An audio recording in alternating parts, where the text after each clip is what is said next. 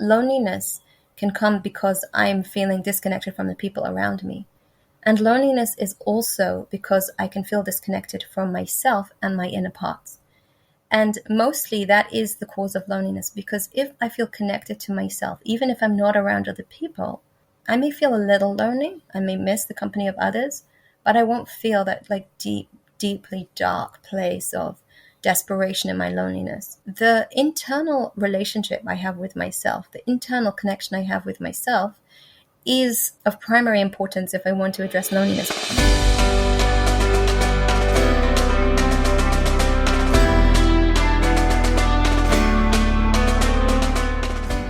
Hey, I'm Esther, and you are listening to On Your Own, a podcast for Jewish girls living away from home.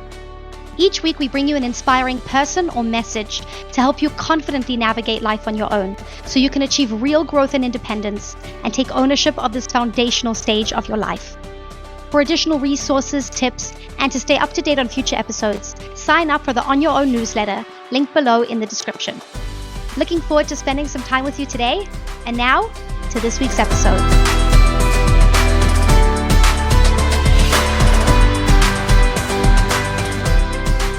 Hello, everyone, and welcome back to On Your Own. My guest today is Devori Nussbaum. Devori is an integrative psychotherapist, health coach, and host of the Chassidus Through the Eyes of the Psychotherapist Podcast. In today's episode, we discuss Devori's personal journey that led her to her current career, the root causes of sugar cravings, how to deal with loneliness, what emotional regulation actually looks like, positive versus negative distractions, and much more. I have been a huge fan of Devori and her work and her podcast for a long time, and so I was very excited to have her on, and she absolutely did not disappoint. Devori has the way about her of being able to explain kind of lofty, difficult, therapeutic ideas and concepts in a very, very practical, relatable way. She almost makes you feel like you're getting to sit in a session with her and see just what kind of things are discussed and worked on in a therapeutic environment. Specifically, we discussed it as it relates to emotions.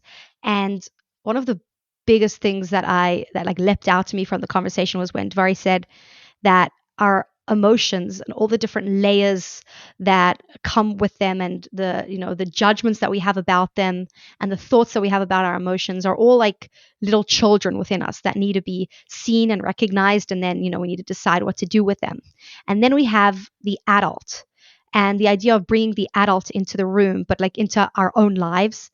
And that's basically what this conversation is about, like how to bring the adult into our inner world to be able to make some sense and order out of the chaos that's going on inside.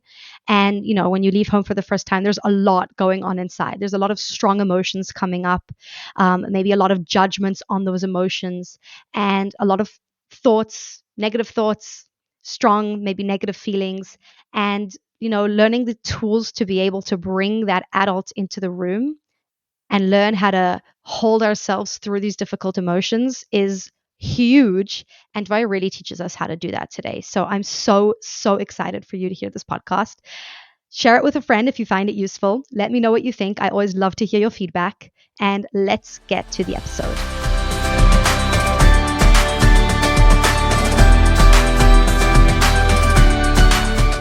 Looking at the work that you do, I got really curious and I wanted to find out from you just a little bit about what motivated you to kind of become a psychologist and go into the fields that you work in, because it looks like really interesting what you're doing. So I wanted to hear a bit about that. That's a great question. It's a long story. So I think to begin with, I had an eating disorder when I was a teenager. But it didn't just begin with my eating disorder. There was obviously my experience of life up until my eating disorder that led to my eating disorder. And my eating disorder was really my very big driver to try and figure out how to heal, because I was extremely distressed by it. It ruled my life, and basically 99.9% of all of my thoughts throughout the day was about food. it got in the way of everything, all my relationships and my capacity to function in the world. It came along with OCD. And I basically just felt like I was living in some kind of hell and wished I was dead all the time. Oh. And I kept trying to figure out, how am I going to get out of this? I have to fix it. I have to fix it. And so I kept on looking for things. I read a whole ton of self-help books. I went to a whole different bunch of therapies. I was just looking and looking and looking until I found, when I was 18 years old, a book that actually just changed my whole perspective on reality. And this was the first time I actually understood that there was something other than self-hate to drive me in life. It was a book called When You Eat at the Refrigerator, Pull Up a Chair. And Never heard of it. It was like a novelty to me. It was written by Janine Roth. Until then, I literally just was one big lump of self-hate. Wow. It's like, that was my existence. And this was the first time I had actually read anything that gave me some kind of perspective on that might not be the case, and that maybe I can listen in and hear what's going on inside of me, and there might be parts of me that are in pain. And so I went ahead and I did what she suggested in the book, and it helped me somewhat. On the emotional level, it definitely helped me, but I was still struggling with food on a practical level. Until I discovered, or I read a book called Healing with Whole Foods by Paul Pitchford, and I started changing the actual food I was eating. And I started realizing that there was a massive impact in the actual food I was eating to the way I was going to feel emotionally, which was like an insane discovery. That I was about 20 years old. And I changed the way I started eating, and my eating disorder completely disappeared. Together with the emotional work. But it wasn't the emotional work alone, which I was doing for 2 years before I came across changing the way I ate, wasn't enough to get me out of it. I still would go back into it when I was in stressful times, and the same sort of cycles in my mind and the same physical experiences in my body. Once I changed the food I was eating, my headspace cleared completely. I barely ever thought about food. I just ate when I was hungry, and I was fine. I was happy around food. I could eat this, not eat this, didn't matter to me. The whole mind space of, should I eat this, should I not eat this, how many calories are in this, is this going to help me, is this to lose weight, to gain weight, just did not come into my radar anymore. It was just does my body want to eat this food? Is this food going to make, do I want it? No, then I won't eat it. Do I want it? Yes, I'll eat it. And I'll be present when I eat it and enjoy the food. And that was basically a massive, light bulb moment for me, because so many people had told me you don't heal from an eating disorder. So many people in my life had told me that you're going to struggle with this the rest of your life. And I was like, hey, I just healed my eating disorder. Wow. This is a novelty. Yeah. I want to teach people how to do that. I then got married. And my marriage was a very unhealthy marriage for many reasons. And I got divorced at the age of 23. And another thing that came up for me was how did I miss so many red flags? How did I not know? Because there were so many. I didn't know what was happening. I kind of blamed myself and went back into that cycle of blaming myself for the issues in my marriage and not realizing what was actually happening. And of course I had parts that I was responsible for, absolutely.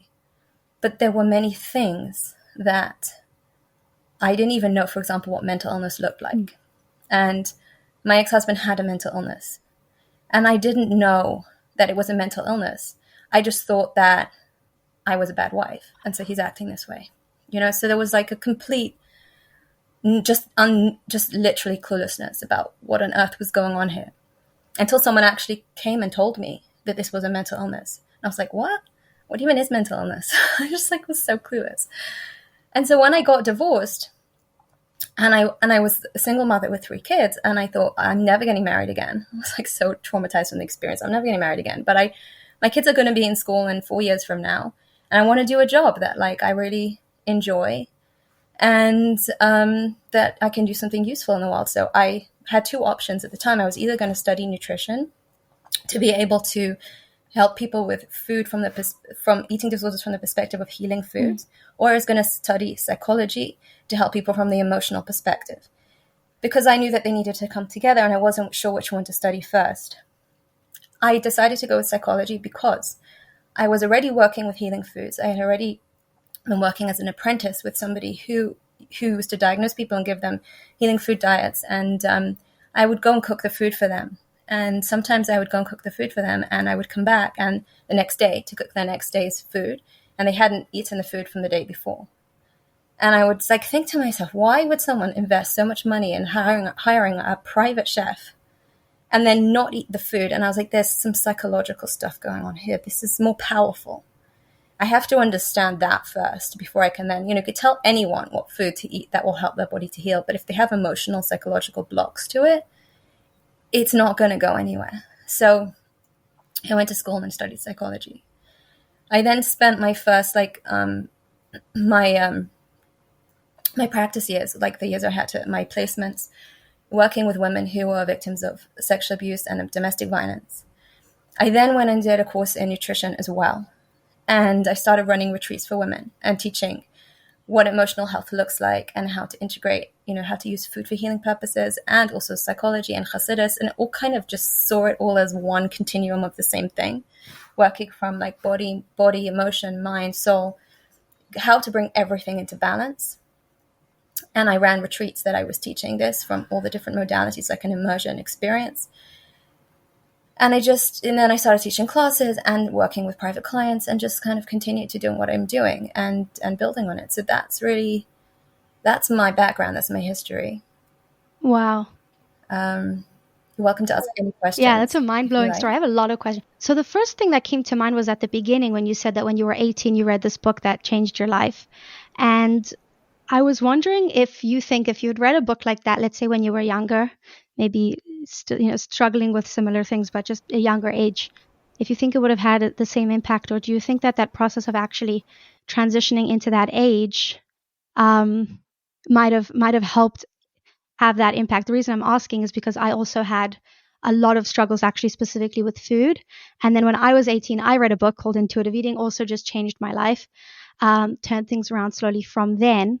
But I've thought about it a lot and thought that if I had read that book 2 years before, it's possible I would have read it and just been like, yeah, not for me. That doesn't apply to me, and kind of moved on.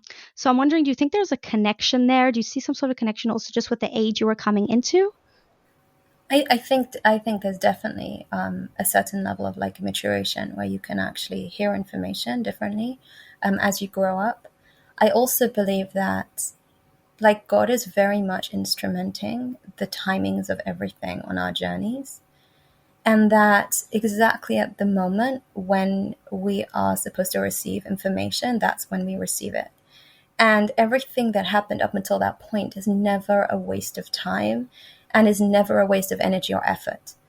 I think a lot of times we have this experience with people where we're working in therapy for a certain amount of time, and then the person has a breakthrough, or something happens, or an awareness, or they have a different type of therapy or a new experience, and they're like, wow, why didn't I do this earlier?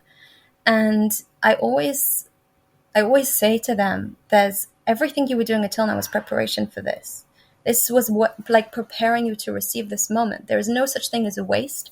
When we put in effort in any area of our lives, even if we don't see fruit, it is all hishtadlus. And God doesn't necessarily send success in the same area that we do hishtadlus. Sometimes you can do a lot of hishtadlus in one area, and then boom, in 1 second you get success in another area completely different. And it's very easy to create the mindset of what was that all about? But it's all connected.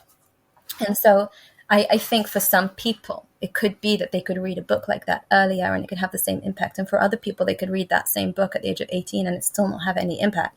So I think it's a lot to do with our personal journeys and how, when we're ready for something, and what's, when we're, the time is right, basically. Yeah, 'cause that's been a big motivation for this podcast, which is for girls, around 18 when they're leaving home, to kind of give them little tidbits of options from all different areas, so that if one of them speaks to them, it can lead them into that direction. So what I found sometimes is those of us who merit to get exposed to the beauty of healing, psychology, or even nutrition. Usually it has to have been if we're young because of an extreme circumstance. And those of us who are kind of floating and surviving don't get that opportunity. So the fact that you've taken all of this experience you've had and channeled it into something you can share on and work with people, and also coming onto podcasts to share it, more generally, I think is just huge. And I'm really excited to get into the things wanted to talk about. So I wanted to talk about emotions, but you mentioned something so interesting I didn't even think of asking, which is the connection between food and emotions. So I definitely I didn't even think of bringing that as a question, but then you said that for you started to realize that there was a huge connection. Then you changed the way you were eating, which then changed that. So before I go into the questions, I wanted to hear what you have to say about that, because that's pretty fascinating. So my kind of perspective on eating before I came to the understanding of the kind of food you eat, how it impacts your body, was to eat minimum amount of calories as possible, and to eat proteins and fibers and vegetables. But carbohydrates were just wasted calories unless you were eating something that was yummy, like sugar, and then fine, okay, you ate it because you like the taste, not because your body actually needed it. Like, your body doesn't need that. That was kind of the information that I believed based on reading the back of cereal boxes or reading people's fad diets, and that was the information that was available to me, right? So what I came to realize is actually also I used to eat a lot of artificial sugar and things that had MSG in them and chemicals and things like that. And what I came to realize is that those chemical compounds actually kind of, first of all, what artificial sugar does is it sends information to your brain because of the sweet taste that carbohydrates are coming. So your stomach starts to actually prepare like insulin and also like the stomach juices that are needed to digest sugar. But sugar doesn't come. So the brain gets the message that actually there's a famine, right? That we thought there was food and there's no food. And it starts to store all sorts of first of all, it starts to store everything you eat, like as fat storage in your body. But also you start to crave more sugar. You start to crave more. So it creates this extremely difficult position to be in, which means you're craving sugar all of the time. And you're also telling yourself you shouldn't eat sugar all of the time. So then you become a bit obsessed with food, right? And what I came to understand is that complex carbohydrates, especially whole grains and legumes and things that are that grow in the ground, that are in kind of seed form, for me, what I came to understand, this is not for everyone, but for me, what I came to understand is they're extremely grounding in my body, and they would satisfy me to such a deep level. I could eat like one bowl of brown rice and lentils, and I wouldn't even think about food for 6 to 8 hours afterwards. And I realized that when I ate a bowl of cereal, for example, an hour later I was starving hungry, and I was thinking, and then I thought, I can't eat for the next 4 hours because I just ate breakfast. I have to wait for lunch now. That was again the diet mindset. But I'd spend the next 4 hours obsessing over what I'm going to eat for lunch because I was so hungry, because the food I wasn't eating wasn't even nourishing my body. There was no nutrients, barely any nutrients in it, because it was all packeted food, and it was the food that I could see the calorie content on it on the package, and it was diet food usually. So so what would happen is I would be so hungry, I'd then go and binge on huge amounts of sugar and food, and then I would starve myself afterwards because I'd be like, you bad person for eating all that food, you disgusting human being. So now you're not going to eat for 3 days. And this was just like a cycle I got stuck into, and then I was so starving, I would binge again, and it was just like this. And when I started eating this food, I'd eat the main chunk of my food started becoming just root vegetables and whole grains and legumes. I was like, I didn't think about food. I wasn't hungry. I felt energized. I felt full. And if I wanted to eat anything else, if I wanted to eat a piece of cake or some ice cream, great. And I would eat that intuitively. I think it's Janine Roth's book was very similar to the intuitive eating thing, which is check in with your body, what it wants to eat, and then eat it slowly, enjoy the taste, and be present with it while you're eating it. When you've had enough, stop. And I learned how to do that. So then I wasn't thinking that now I'm eating ice cream, which is a bad food. I have to eat the whole pot of ice cream because I'm never going to eat ice cream again, which was again, a thought process I had. And I realized I can eat ice cream whenever I want. So enjoy this moment. And when I'm done, I'll stop and I can eat it again in 5 minutes from now, in 5 days from now. It doesn't matter. But I didn't feel that desperate urge anymore for it. So I wasn't so afraid. I thought if I let myself eat, I would eat the world. I didn't realize that my body had its own wisdom, and that if I tap into it and I nourish it, I'm really not going to eat the world. I really don't want to eat the world. Like I didn't know that because I hadn't had that felt experience in my body. And so when I started eating more of these foods, the whole grains and legumes and root vegetables, just my anxiety levels went down tremendously. I felt more grounded. I felt more present. So much of my anxiety was around food, and also sugar has a massive impact on anxiety levels. And also MSG makes you crave more food. And so many, so much in these chemical things were like really messing with my cravings and my whole experience of food. Wow. So that all went away, and I was like, whoa. Wow. And obviously all the emotional baggage that comes with it. Yeah. And people spend so much time sometimes in therapy just addressing anxiety, but actually so much of the anxiety would just go away if they learned how to balance their body on a biological level. Wow. Like just the food, like when you're feeling, your body feels nurtured and not going on like in the roller coaster of the ups and downs of the food, like the sugar highs and lows, then in general you become more regulated. When you become more regulated, your thoughts become slower and you have more logic open and available to you. And so the things that usually would cause you anxiety, you may have more capacity to say, okay, I know how to deal with that. It's okay. It's not the end of the world. It's not so dangerous. Whereas when you're in a state of feeling dysregulated, it can feel like a massive mountain that's so overwhelming and I can't deal with it. Because that's just like the messaging of the nervous system. So again, that regulating foods, there are certain foods you can eat that actually help regulate your body, regulate your nervous system. They nourish your nervous system. So that's huge. Wow. Something that I haven't, I spend a lot of time with the intuitive eating kind of element of things, but not necessarily with the impact that these sorts of foods can have. That is very interesting. So for somebody, because I actually know someone closely who struggles a lot with anxiety and also with like this feeling of just like an addiction to sugar. That's how they describe it. What do you think the motivation for seeking out that sugar is in the first place, so that someone can know then how to deal with overcoming it? There's a few reasons why a person might crave sugar.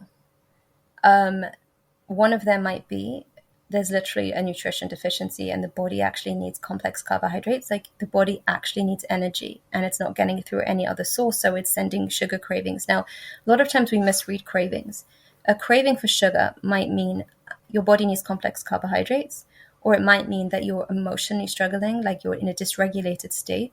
The reason why we crave sugar when we're in a dysregulated state is because the way our nervous system works is that we have a regulated state and a dysregulated state. So when your body adapts to survive, what it does is ingeniously, it changes your whole body chemistry to help you try and survive the danger. One of the things it does is it shuts down any of the internal organs that it doesn't feel are necessary for survival right now and sends all the excess energy to the external parts of your body to help you survive, like your arms and legs to help you run away and have the stamina and the ability to get away from the danger as quickly as you possibly can. Or it will send the energy to preserve your heart and your brain so that you can keep alive in the other parts of your organs. If they failed, you wouldn't necessarily die straight away, right? So one of the functions that your body shuts down in order to enable you to have more energy to address the danger in front of you is your liver's capacity to turn fat storage into glucose.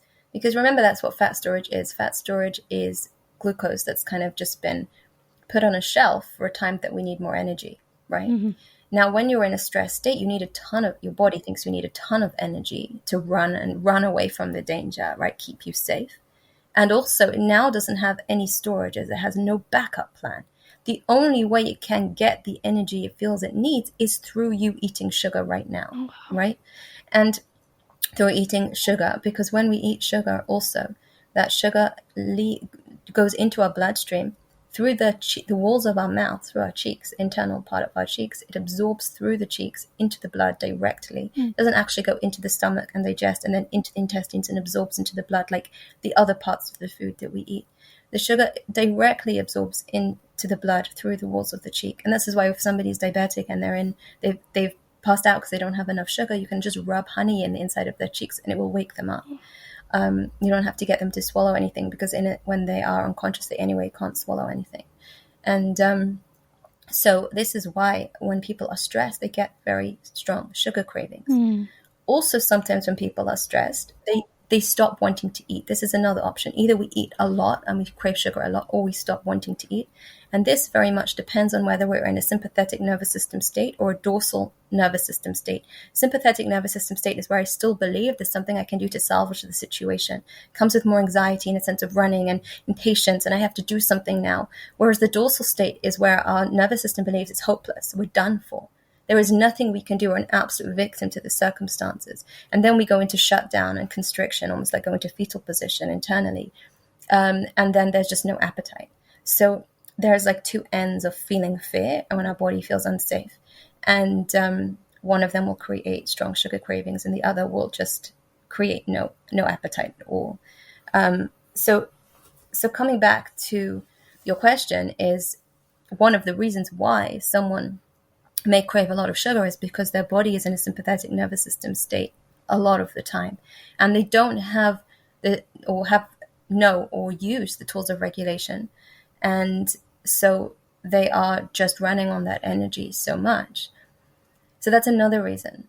There's another reason, which is sometimes we crave sugar just because we're lonely. Like literally, the emotion of loneliness can make people look for self-soothing, which can then make them the sugar actually impacts the brain, like the dopamine and serotonin receptors in the brain.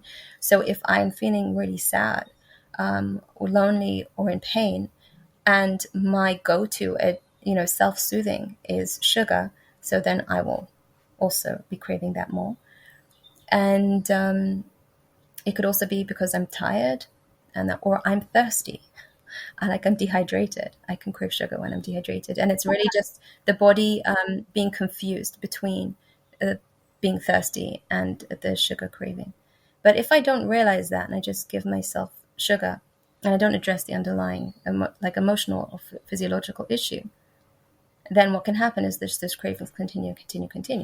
But if I actually address the issue, and then they come and they give me information. That's what cravings are for. Give me information to check in with my body and see what my body needs. If I just give it the sugar that I think it's asking for, then I don't really address the nutritional issue. I don't really address the emotional issue. I don't really address the regulation issue. Then the cravings will just continue. But if I actually address those issues, the cravings will stop until they come again. And then I can assess what's the issue now. Listen in again. Okay, what's happening today? Is there more stress? Am I nutrition, do I need some more complex carbohydrates today? Whatever it might be. So if the issue would be an emotional one, feeling strong emotions of loneliness or fear or stress, which for girls who have just left home, usually there's a lot of those going on, sometimes all at the same time, what would be a way that they can address the underlying issue of or challenge of that difficult emotion instead of turning to outside things like sugar? Okay, so that's a great question. And this is the reason why I went into psychology rather than nutrition as my primary thing, right? Because again, if you don't have the tools to know how to deal with these emotions, then of course you're going to turn to whatever you know. You can't expect someone to do better if they don't have better tools or better information or better, modeling, We just do the best we can with the tools we have. And so I'll teach you a great tool that I find to be so helpful and useful. Now, loneliness can come because I'm feeling disconnected from the people around me. And loneliness is also because I can feel disconnected from myself and my inner parts. And mostly that is the cause of loneliness, because if I feel connected to myself, even if I'm not around other people, I may feel a little lonely. I may miss the company of others, but I won't feel that deeply dark place of desperation in my loneliness. And also, if I can be with so many people and still feel lonely, right? Right. We all know that experience, being in a room full of people and feeling so alone. So the internal relationship I have with myself, the internal connection I have with myself, is of primary importance if I want to address loneliness. It's not so much about what's going on externally, even though that's a little part to play in it, but much less than we think. And so the first thing is to acknowledge that there are many parts to me. We all have many parts. And in Chassidus, the Alter Rebbe explains that we are all made up of 2 souls, and each soul has got 10 different powers. And each of these powers is a different type of energy inside of us. So to begin with, even on a very superficial level, because then the Alter Rebbe says that we've got 5 levels of the soul, and each soul has all these 10 powers, and each power has the power inside of the other power, and so on. But just on a very basic level, you've already got 20 parts right there. 2 souls, 10 parts. This is a lot of parts. There's more, but this is already a lot to start with. Let's just say there's 20. Now, there is the inner children, and then there is the inner adult. The inner children is my emotional energy, the parts of me that feel, let's say, fear or desire for something. This is 2 sides of one coin. They're pulling me in one direction or the other direction. And when we are born, when we come into this world, one of the things that happens is that we don't know who we are. Our memory is wiped. We don't know that we are a chelek elokah mimal. We don't know we're a piece of God. We don't even know what God is on a conscious level. And so we feel like this aching emptiness of like, I don't know who I am, whether it's conscious or it's unconscious. And this is the beginning of the animal soul consciousness, this perspective of I have to keep myself safe, and I have to make sure that I am seen. I have to make sure that I am, I get everything I need to survive. I'm nurtured. And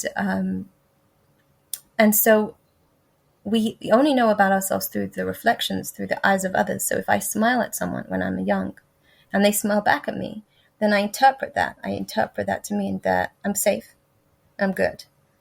And if I smile at someone and they don't smile back at me, I interpret that to mean I'm in danger. And then we create all of these like belief systems about safety and danger, right? Because we don't really understand anything about life when we're born. We just make a lot of assumptions. We just, based on what we see, based on how people treat us, based on what we observe, we just create like narratives about life. We fill in the gaps basically with assumptions when we don't really know what's going on. And we also assume things that will help us feel safe, like protect us from the worst case scenario. So I may assume that nobody likes me, even though that's a very painful thought, because it prevents me from feeling the sense of rejection when I ask someone if they want to play with me and they say no. So I don't want to feel that pain of rejection. I don't know what to do with it. So I just say nobody likes me and I don't bother asking anyone to play with me. It's like a self-preservation. It's a way of protecting myself from rejection. And also at the same time, it's isolating me. So my defense mechanisms get in the way of me living fully, though they also keep me small and safe. And we all develop our own version of what those look like. They become very subconscious belief systems about life and narratives about life, stories that we tell ourselves about what other people think and what other people are doing and who we are and our value and our worth. And this becomes like the glasses or the window that we are looking at the world through and interpreting the world through, until we become aware that we're actually looking through a particular lens and that this lens may not actually be as accurate as we think. And we can start poking holes in its logic. But until then, we actually fully believe it. Like, this is the truth. And if someone tells us anything different, we feel extremely invalidated, or we actually think that they are wrong. So this is our starting point in life. Are these beliefs protecting us from difficult emotions? Is that what they do? Mm-hmm. So it's not even necessarily protecting us from danger, but just from difficult emotions. Well, our nervous system interprets difficult emotions to be dangerous because it associates pain with danger. And even though physical pain sometimes can be dangerous, and even emotional pain can sometimes lead to dangerous things for people.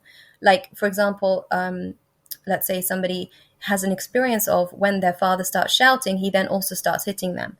So in their mind, they associate like anger with danger, right? Now, we all have different life stories, so our belief systems end up and are slightly different. Everybody has them. But the thing is that we definitely associate pain with danger, or feeling uncomfortable with danger. And so one of our main drivers from that perspective becomes avoidance of pain. To do everything I possibly can to avoid feeling pain. Often my avoidance of pain causes more pain, different types of pain. And then we end up in a loop of like an impossible position of always trying to get away from pain and just finding more and more of it. And it's extremely painful. But what coming back to this point of what we were saying is that we have to, first of all, identify and become aware of our belief systems and the little parts of ourselves internally that are in pain and trying to protect us from pain. So we end up with our vulnerable parts. Our vulnerable parts are the parts that just feel very alone or very abandoned or very scared, terrified, very confused and in pain. And then we have our defenders. And our defenders, let's say I have a vulnerable part that says, I feel so alone, and I feel like so disconnected from reality, and there's so much pain that comes with that. And then I have a defender that says, you're so needy, like, stop being so ridiculous. Because maybe when I was a child, I felt so much pain and I went to someone for soothing and they pushed me away, and that hurt even more. So I decided that going to someone for soothing is ridiculous. That keeps me safe from going to someone for soothing, right? Mm-hmm. And also then I start hating the part of myself that feels that lonely because I blame her for my pain. Like, stop being so needy, right? And stop looking for attention. What's wrong with you? And we don't realize it's an authentic need that needs to be addressed. And this is where we start then judging ourselves and creating this like self-hate. Internal parts of us start fighting with each other. They have different interests. They're trying to protect us in very different ways. And this is, I think, what I was very stuck in when I was explaining about my eating disorder and the amount of self-hate I had, is that I had parts of me that I couldn't stand. And I was trying to control them. And it was just not working. It was like trying to stop myself from feeling certain things, but you can't stop yourself from feeling certain things ever hard you try. So I was getting angry with myself for feeling them and angry with myself for the experience I was having. And this was just like a cycle that it can get very, very dark, and it doesn't get us anywhere. What we need to learn to do is those are like all of our inner children that can start fighting with each other. We need to bring the adult into the room. What it means to bring the adult into the room is that I have to learn to actually relate to those inner parts from my Chabad, or from my prefrontal cortex function. And the thing about our prefrontal cortex is that it's not emotional. It is, right? Our emotions are in the emotional center of our heart. But the prefrontal cortex is, first of all, the capacity to get curious. What's going on? What is this? With absolutely no story or narrative or judgment on the parts. Just, I want to get to know you. What are you saying to me? It's so interesting. You're here. Like, coming from a place of curiosity and interest.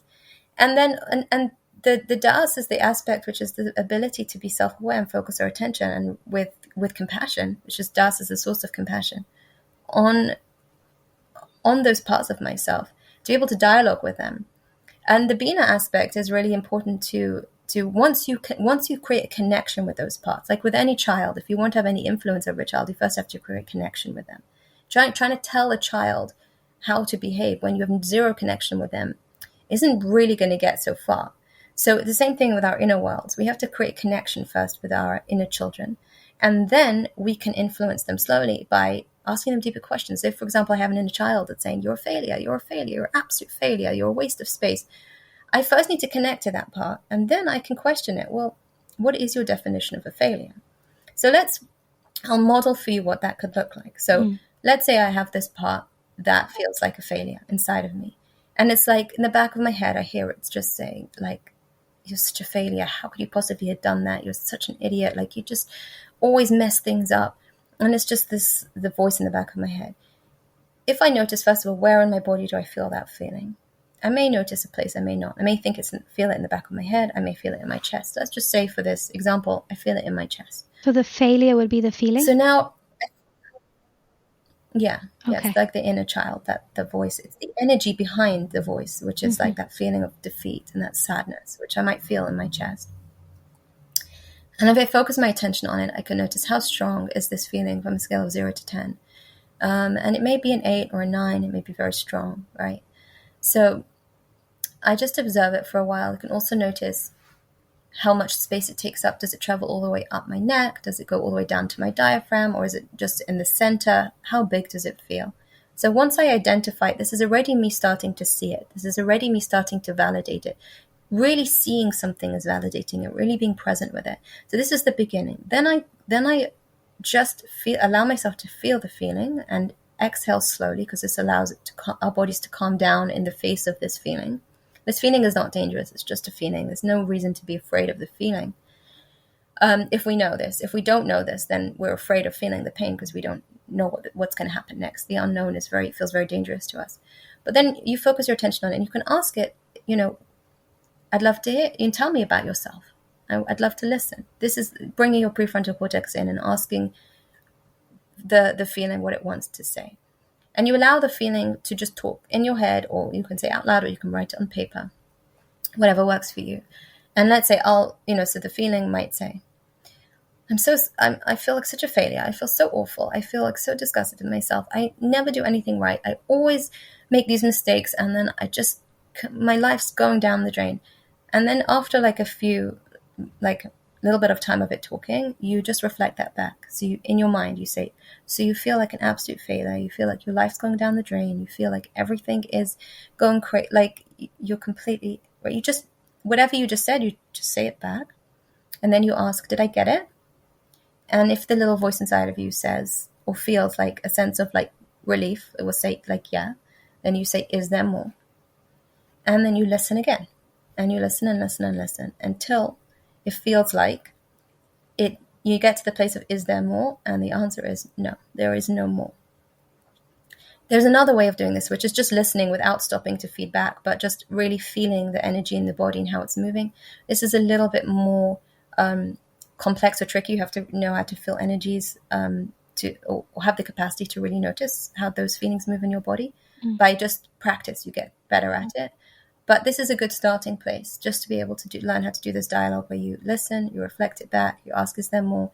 And then after that, you validate it. Validating it basically doesn't mean you're telling it that it's right, because you may also have parts of you that disagree with it. You may have defenders that say, actually, why are you so why are you stuck on being a failure? Like, just get on with life. Like, you should just be able to just do stuff. Like, it's your fault that you did X, Y, and Z. Just do something differently. Why are you acting this way? Like, we have our defenders can be very mean to each other, right? So I could have another part, and that the part inside of me might be saying, I hate her. And you can also turn your attention to that part and say, I'll speak to you in a minute. What you have to say is important, but right now I'm just finishing talking to this voice. And then you validate it by saying, if I was in your shoes, if I had the perspective of life that you have, I would feel the same way as you feel, and what you're feeling makes sense. I understand you. And when that part of us really feels heard and seen, there will be a sense of relief or lightness that you'll feel in your body as a result of having that dialogue. If you don't feel a sense of relief or lightness, that means there is more.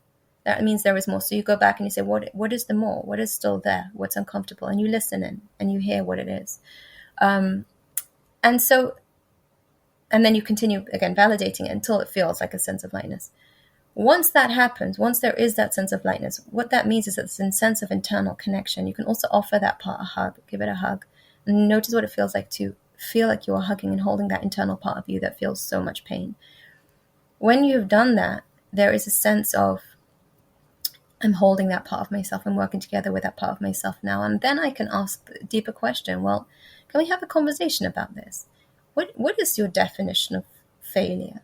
And who decides what is a failure and what isn't a failure in life? Like, who made the rules? And do you ascribe to those rules? And why do you ascribe to those rules? And what do you really think life is all about? And who am I really? And you can start to think about, and sometimes you may not have answers to these questions. Sometimes you do intuitively. Sometimes you may need to learn more. Sometimes you may just say, what? It's a good question. I don't know the answer, but I'm going to start thinking about that. And so it already starts to create a question mark or poke a hole in the definitive belief systems that we really believe until we look at them and say, hold on a second, is it really true that this mistake that I made defines me and slaps me with a label of you are a failure? Is it really true? What even is a failure? Is it, does that mean that everything wonderful I've ever done in my whole life is irrelevant because I did this one mistake? I need to think about that. We need to understand why this part of me is so invested in focusing on this one mistake that I made and labeling me this way. It obviously feels terrified of the mistake I made. And we need to then have a dialogue about, what are you so afraid of? And feel the grief or the pain of, I'm scared of being rejected. I'm so afraid of rejection. Of course you are. It completely makes sense to me that you're afraid of rejection. I understand that. That's the validating, after hearing it. And the more we do that, the more we make those internal connections with ourselves. And when we do that, we feel less lonely. Being able to be present with our loneliness and just, I'm with you, loneliness. I understand you. I get that this is painful. Makes a world of difference. I feel like this is, when I'm thinking about doing this practically, that it takes a certain level of bravery and maturity to be able to have this conversation with yourself. Because I'm remembering what you said earlier, that our body interprets uncomfortable feelings as danger. And so how can we allow ourselves to let these difficult emotions speak if there's a part of us that's saying, well, this is obviously going to be a very uncomfortable experience, maybe even painful, so we should just avoid it, as you said, distract ourselves, run away, which is what we tend to naturally do. How can we get in a space where we're open for this type of conversation? So we need to learn some tools in feeling more comfortable inside of our own skin first. Our body is our safe container. Our body is our sacred home. And when I don't feel comfortable inside of my own skin, then I basically feel terrified of everything in life. There's no safe place for my soul to rest. There's no safe place for me to just kind of sink into myself and feel held, right? Unless I have someone externally who can do that for me, which is a gift, but not everybody has that. And even if I do have that externally, if I don't have it inside of my own skin, I can have someone who's holding me and still feel uncomfortable inside of my own skin, right? And still feel extra vulnerable when I move away from that position or that person or whatever. But basically, what I need to do is I need to start learning how to feel comfortable inside of my body. So first of all, to ask the question, where in my body do I feel comfortable right now? To do a body scan. Notice, how do my feet feel? How do my feet feel in this present moment? And to focus your attention on your feet and breathe. Exhale slowly, like as if you're blowing through a straw or humming. And focus on those exhales to really elongate them and slow them down, because this brings online your parasympathetic nervous system state, which will help you feel more comfortable inside of your own skin. And to focus your attention on your feet until your feet, notice what your feet feel like. If the feet feel comfortable, uncomfortable, you don't have to make them feel anything, but just notice. Then move to your ankles, move to your calves, and slowly to be able to notice what it feels like to be present in your body. After practicing that for a while, you'll start noticing sometimes there are parts of your body that feel uncomfortable, sometimes there are parts of your body that feel comfortable, sometimes they're both there together. And the more you're able to have an anchor means a physical experience in the present of being present, being comfortable inside of a part of your body, then you're already giving yourself a sense of being held or sense of safety. So, for example, if I'm sitting on a couch and I notice what it feels like for my head to rest against the pillow, and I notice if it's relaxed and if it feels held by the pillow, that experience is already giving my body a sense of being held. Anything that brings me into the present. So as I'm walking down the street, and if I feel every time I put my foot on the floor and I just press it down and I feel like my foot's being connected now with the ground, that sense can also feel comforting. Or if I just allow the sun to shine on my face, that can also feel soothing. So it's a matter of finding those things that help you feel comfortable inside of your own body, a sense of lightness or pleasure inside of your body. And once you have a few of those anchors, and there are many ways of making anchors. Another good idea is to imagine yourself being held by something so much greater than yourself. And you can imagine what that is. You can imagine yourself being held by the sun or by the sky or by a tree or by God, if you have that kind of relationship with God, or anything that, or a person, if there's someone that you trust, like a mother figure in your life. Imagine yourself just being held by them. This can also bring a deep sense of soothing into your body. But once you find how and you figure out how to do that, until you have that relationship with your body, that you know how to regulate it, you know how to give it that sense of peace and pleasure, which feels just a little bit like that deep relaxation a person might feel just before they fall asleep if they're having a peaceful sleep, not if they're anxious, right? That like deep sense of peace internally. I think the first time I had a reference point for that was that when I was a little child, I used to suck my fingers and I had like a comfort blanket. I remember that sense. It was just such a sweet sense of pleasure. When I stopped sucking my fingers, and there was nowhere else in my life I ever had that pleasure. And still I started learning how to regulate my nervous system. And I was like, oh, wow, like this is that same feeling that I used to feel when I sucked my fingers. And I just was like, amazing to me that there wasn't a time in between that I had figured out how to bring myself back into that state of peace. And so we need to learn how to do that. There are a lot of great techniques that once we practice them and we get good at them, we then can create once we have the skill, we have the skill, right?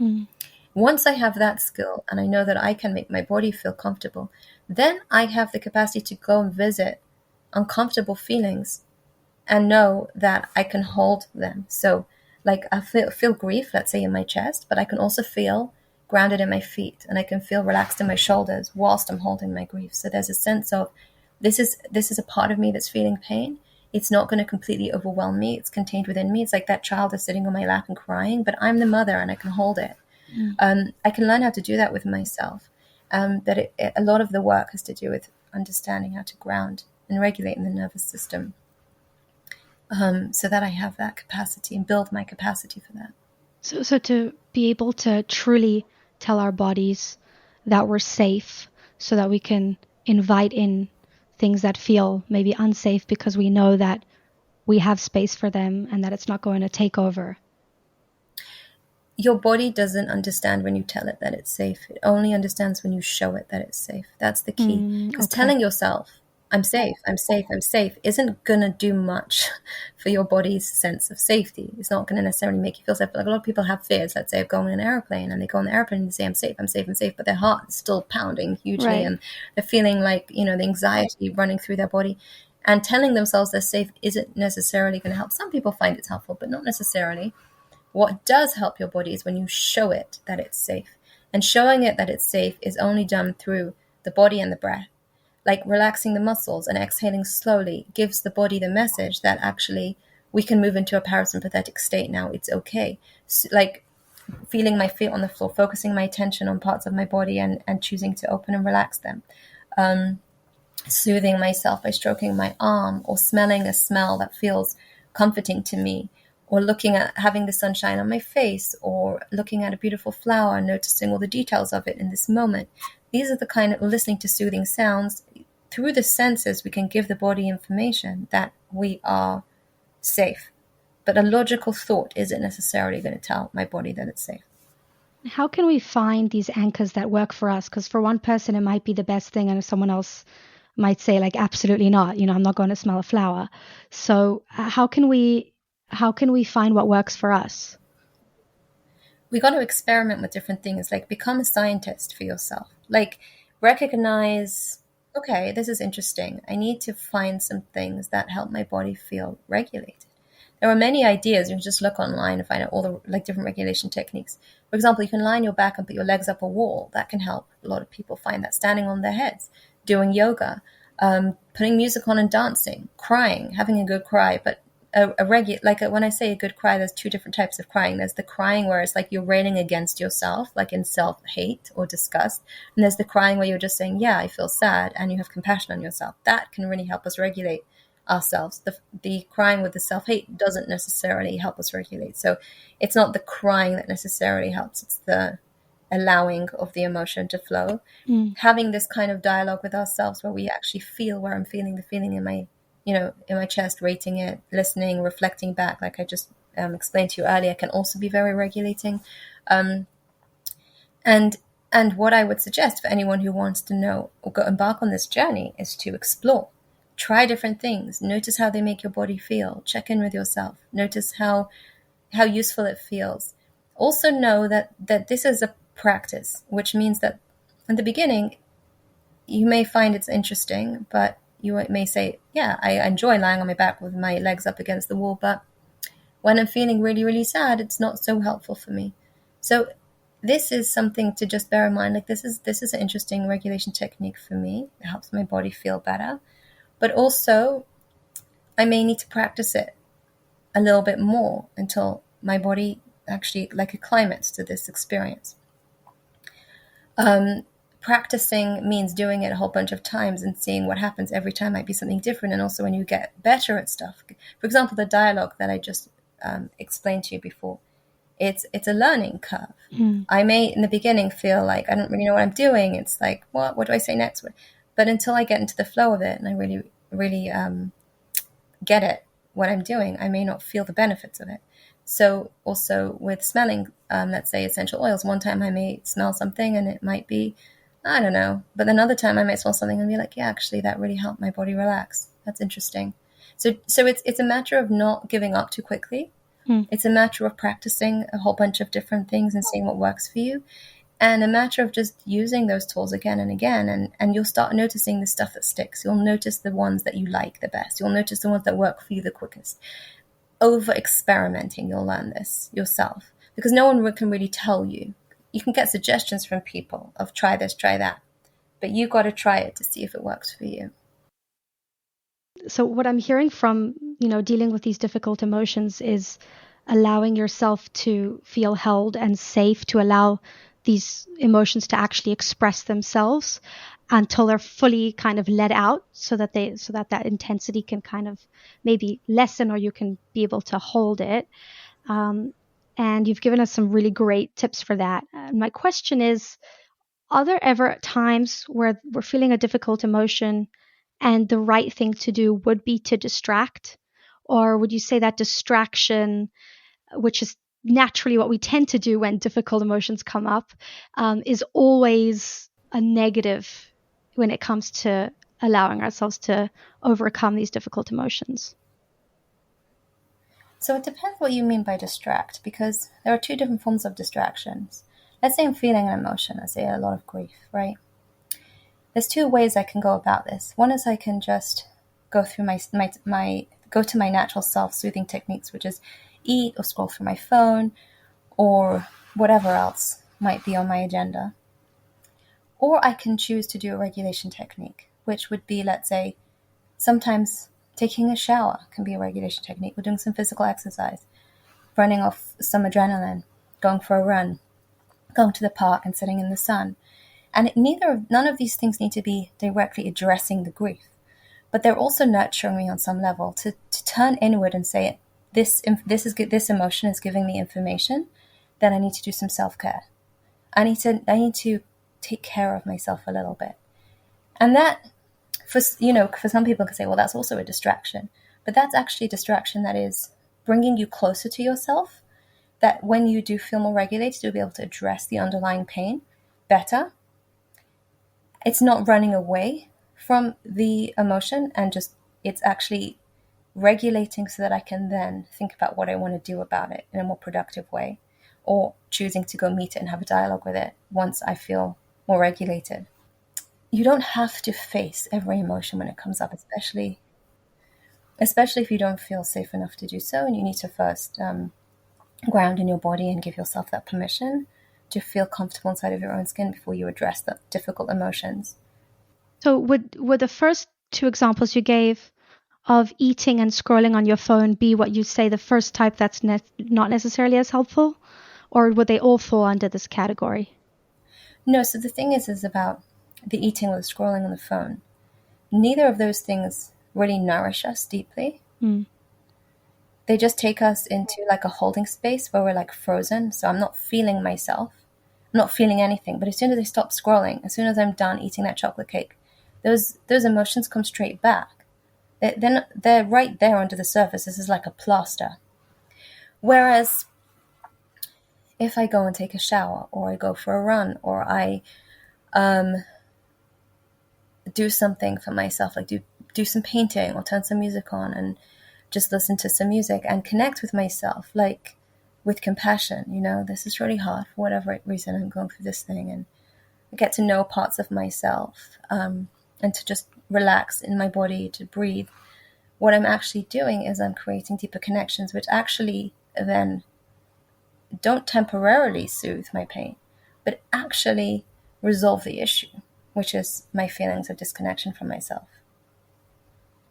So like going on your phone would be like running away from yourself, and taking a shower, let's say, would be reconnecting with yourself to allow that at some point you're able to address these things. Very interesting. Right. I find that the phone is, when I'm feeling something uncomfortable, it used to be food actually for me. And then I worked a lot on my relationship with food. So now food doesn't have that appeal unless I have something like really good in the house. And so now my phone has taken that place. And yeah, I don't usually feel any better after that. So it's helpful to know that you don't have to always face the emotion. But there are more productive ways to be able to deal with it in the moment that include and involve self-care. So that's really helpful to know. Right. And also something that I find to be super helpful for myself, which is a quick and easy thing to do, is to recognize if I'm, let's say, reaching for my phone, to acknowledge to myself, what is the feeling I'm feeling right now that I don't want to feel? And to just take a moment to acknowledge what it is. So whether it's grief or sadness or pain, and just to acknowledge it, like, wow, I really am feeling so much terror right now. It's so interesting. Or, wow, I really am feeling so much shame. Or, yeah, gosh. And like just place my hand on the part of my body that feels it and just like gently just stroke it. And just be present with it for a few seconds. And then after that, you could tell yourself, like, when I'm done that, if I want to go on my phone, if I want to eat that food, no problem, go ahead and do it. But most of the time, the urge to do so is gone once you do that. It literally just dissipates once you acknowledge it. You don't even have to go into it in more detail. Just like, wow, I really am so stressed. Just take a deep breath. Yeah. It doesn't always work because sometimes the emotions are so deep and there's so many layers to them and there's so many defenders on top of them and there's a lot of inner children that are arguing with each other. And if that's the case, needs to be like the inner world needs to be reorganized. So you need to probably go work with a therapist for a while to see how to learn how to communicate with your inner children and understand your own defenders and make relationships with them and so on. But if it's just something that, I already have that kind of connection with myself, then this is enough. So I end off with a theoretical question, which is that if you had a time machine to take you back to the first year that you were living on your own, whether that was seminary or straight into marriage, whatever that was for you, and you were able to share with yourself only one thing, what would be the one thing that you would share with yourself? How do you define that? Because at the age of 11, I was not living at home during the week, but I went home every Shabbos. Does that mean I was living alone? Yeah, well, technically that would be living away from home. That's very young. Wow. Yeah, so it could be even to your 11-year self that I'd left living with the family. Yeah, so because my family, I grew up on Shlichus and we didn't live near the Jewish high school. Wow. So when I went into high school at the age of 11, in England we go into high school at the age of 11. Really? I lived with a family during the week and I just went up for Shabbos. Yeah. Wow. Yeah. What I would tell my 11-year-old self. Do you know what? I'm thinking about it now. It's such a great question. I don't think I would tell her anything more than I would go back and connect with her. Like I have this image of her sitting on her bed in her room. I would go and sit on the bed with her and just put my arm around her and just be there, just be present. That's just what I would do. I think she was just so lonely, and I just needed the presence of someone who I knew and trusted, cared about me. And I would go back and be that for her. Just be present for her without telling her advice or telling her it's going to be okay, or it wasn't going to be okay. Like she was going to go through years of hell, right? Yeah. But to have the presence of someone with us when we go through hell makes all the difference. We can't remove painful experiences from our lives a lot of the time, But when we have someone supporting us through them, this is what enables us to grow. This is what enables us to come through the other end. This is what enables us to learn from the experiences. When we're completely alone, it's so much harder. It's so much harder. And I think that's also with ourselves. When we are split internally, and there's vulnerable parts inside of us that are so abandoned and alone from the other parts of us that are like pushing us to be and act in certain ways, then that disconnect creates so much pain and loneliness that sometimes all we need is just the compassion, the presence, the capacity to know that there is another human being or another part of me that is my biggest fan and is just going to be present there, cheering me on as I go through all of my mistakes and my falls, and being there to rub my knees and hold me when I need to cry, and just saying, I believe in you. It's going to be it's going to be okay. But even not saying those words, it's going to be okay. Just the energy of, I trust, that's the energy of just being present and solid in the nervous system state of regulation. Like, I'm not afraid. I'm with you. That's the energy of it. And at 11, I don't think that we'd probably be able to do that without an adult, but as we get older, we can learn how to be that for ourselves, is what I'm hearing you say. Absolutely. Wow. Absolutely. And now, as an adult, I can hold my 11-year-old self on my lap and I can hug her. And that feels healing for my 11-year-old self. Yeah. Well, I'm getting emotional. Even though she didn't have that then.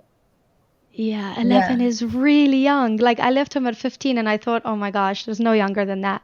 And I interviewed someone who was 13 when she left home. And that was like, oh my gosh, that's like too much. 11 is really young. I don't even remember myself at 11, to be honest. I'm not even that old at all. So, wow. To be able to go back there and be And I was a very young 11. Oh, yeah? My birthday was in August. So, I had just turned 11. Oh, wow. That's very young. Yeah, that is. Yeah. So for all of those girls who are 18 and feeling that they're on their own for the first time, maybe this can help them a little bit, feel a little better. You're not 11, and there is a part of you can kind of reach into and tap into that can be that adult there for you. Wow. Thank you very much, Devori. This was very, very powerful and helpful. I learned a lot of things for myself as well. Welcome. Thank you so much. Thank you for listening to this week's episode of On Your Own. If you like this episode or think it will be useful to someone else, please leave us a review wherever you listen to podcasts. I would love to connect with you. If you've got any questions, feedback, or ideas for future episodes, you can email me at onyourownpodcast@gmail.com. See you next week. And in the meantime, happy adulting.